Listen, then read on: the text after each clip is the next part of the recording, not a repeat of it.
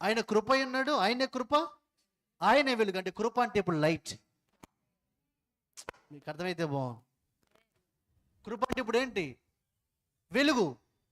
నీకు కృప వెంబడి కృప అంటే ఆయన పర్ఫెక్షన్లోంచి, కృప వెంబడి కృప అంటే ఆయన పర్ఫెక్షన్ నుంచి లైట్ తర్వాత లైట్, లైట్ తర్వాత లైట్ నీ లోపలికి వస్తుంటే నువ్వు ఇంకా లైట్ అవుతున్నావు. మీకు అర్థమైతే బాగుంది చెప్పింది. కృప వెంబడి కృప అంటే లైట్ తర్వాత లైట్.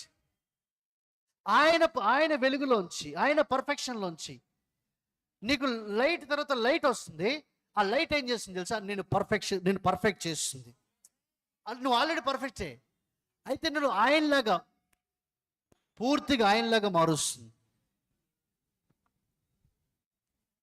ఆయన టార్గెట్ అది, ఆయన కావాల్సింది అది.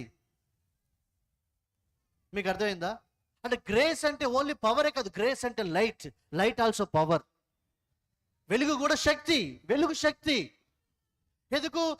ఆయన వెలుగు ఎప్పటికీ డౌన్ కానిది, అపరిమితమైనది. అక్కడ అదే చదివాం కదా, ఏ వ్యక్తి ఆ వెలుగులోకి ఏమవ్వలేడు, సమీపించలేడు. కానీ అదే వెలుగు మనలోకి వచ్చింది. ఇప్పుడు నీకు లైట్ తర్వాత లైట్ వస్తుంది.